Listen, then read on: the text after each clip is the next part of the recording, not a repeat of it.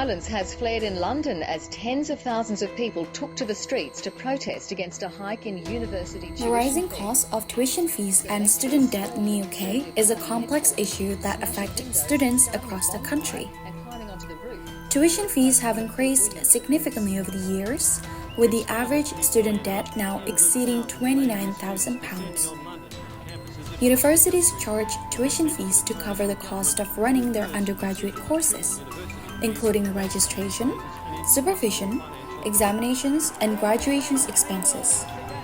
Tuition fees vary depending on where students live, so universities must first assess the student status. Yeah, it's completely irrelevant whether it affects me or whether it affects you. It's going to affect people going to university next year and the year after, and they're just as important as we are. Of course I acknowledge, this is an extraordinarily difficult issue, and I've been entirely open about the fact that we have not been able to deliver the policy that we held in opposition. The real policy was free universities, and now they're going to up the fees. It's a complete contradiction in terms. The increasing cost of tuition fees and student debt is a complicated issue with wide-reaching effects. Students find it hard to manage their finances, significantly impacting their lives. The stress and anxiety of dealing with debt can affect their studies, and the long-term effect can harm their careers and financial stability. The Organizations for Economic Cooperation and Development, OECD, analysis in 2022 found that the average loan in England was substantially higher than in any other country. People just think, oh, is this worth my degree? Like, is my degree worth this much money? Even if tuition fees might go up, but it's the maintenance loan that also would need to kind of reflect that as well, because a lot of the time that's what people struggle with, especially with the cost of living crisis. Currently, there are 4 institutions that manage the higher education in the UK. The Office for Students, or OFS in England, the Higher Education Funding Council for Wales, or HEFCW, the Scottish Funding Council, or SFC, and the Higher Education Division of the Department for the Economy in Northern Ireland. Tuition fees and grants are the most important income sources for higher education providers. In Scotland, the government covers the fees of eligible students.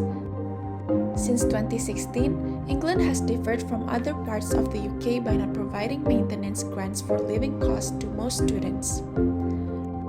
Following reductions in government grants, the financial sustainability of the higher education sector has been under increasing strain. Internationally, the UK government has implemented policies like the EU's Erasmus+, the Turing Scheme, and the TAFE program to provide funding for international students. The government will launch the Lifelong Learning Entitlement, or LLE, in 2026, which will change the way tuition fee limits are set at colleges and universities. The government sets limits on the amount of money institutions can charge students for tuition, and the limit per credit will depend on the type of study. There will be different limits for work placements, study abroad, and foundation years in certain subjects. Higher education funding and student support have changed a lot over the years, usually due to different financial pressures. In 1998, tuition fees were reintroduced for full-time resident students starting at £1,000 per year, means tested based on family income. This was part of the Teaching and Higher Education Act of 1998, which also established general teaching councils in England and Wales, marking a significant shift in higher education funding in the UK. The Higher Education Act of 2004 allowed universities in England to charge variable fees up to £3,000 per year for students enrolling from the year of 2006 to 2007 academic year. In 2012, tuition fees in England were raised to a maximum of £9,000 per year, leading to protests and debates about the affordability of higher education. As of 2023, tuition fees in England are capped at £9,250 per year for Irish and UK students.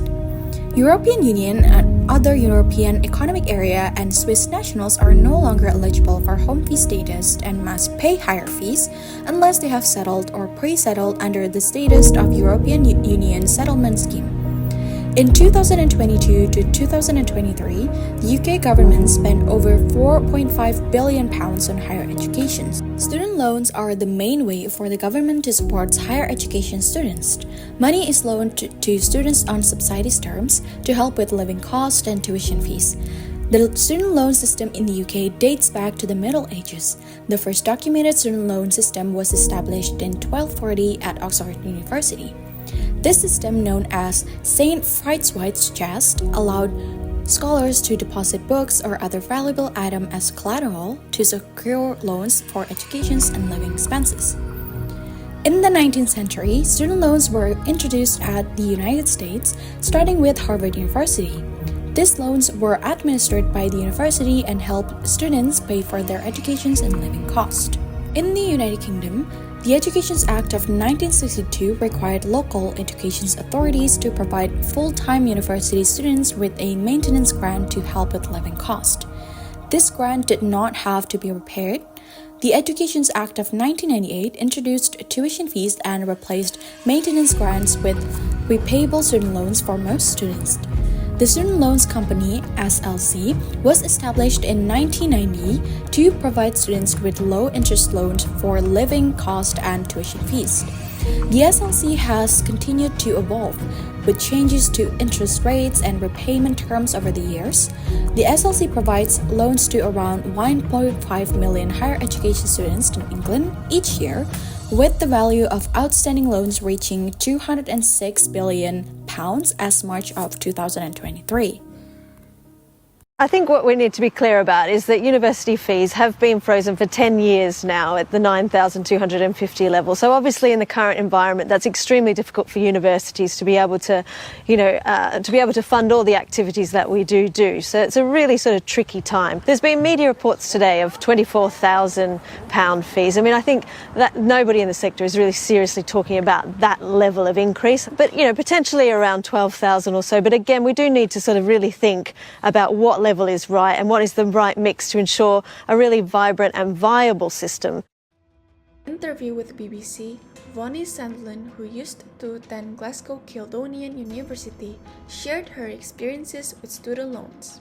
She studied social sciences in 2002 and was also training to be an early years school teacher. Now at the age of 41, she still has £35,000 in student loan debt. Because of that, she worries she won't be able to repay it before she retires. Now, plans to give university students in England from poorer backgrounds free education for part of their degree courses have been attacked by the universities themselves. The rising cost of tuition fees and student debt have been the major issues in the UK in recent years.